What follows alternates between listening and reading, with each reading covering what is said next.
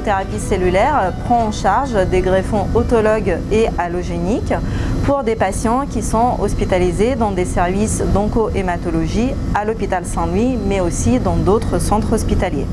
Donc ici, nous sommes dans une salle de cryobiologie où nous allons conserver des cellules souches hématopoïétiques dans des cuves d'azote qui permettent de conserver des cellules à des températures très basses en vapeur d'azote, comme vous pouvez le voir ici. Et donc, parallèlement à cette activité, l'unité de thérapie cellulaire prend aussi en charge la matière première telle que des lymphocytes qui serviront ensuite à la fabrication de médicaments de thérapie innovantes tels que les CAR-T-cells. Que sont les CAR-T-cells ? Les CAR-T-cells, c'est une thérapie basée sur l'immunité cellulaire modifiée génétiquement.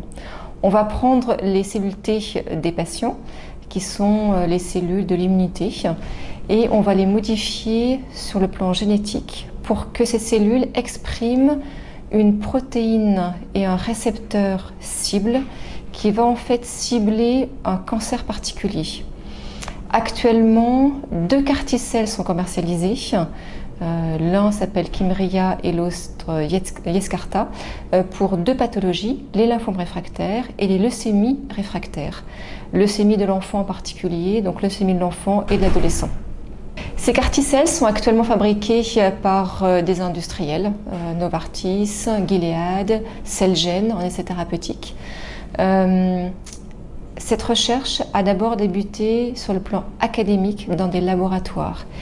Et à l'hôpital Saint-Louis, nous avons la chance, avec une plateforme qui s'appelle MEARI, de pouvoir penser, fabriquer ces CAR-T-cells dans un avenir très proche, puisque un PHRC a été accepté cette année, en 2019, pour pouvoir fabriquer des CAR-T-cells, notamment dans la leucémie aiguë, mais j'espère bientôt dans les lymphomes, ici à l'hôpital Saint-Louis. Les résultats sont très importants.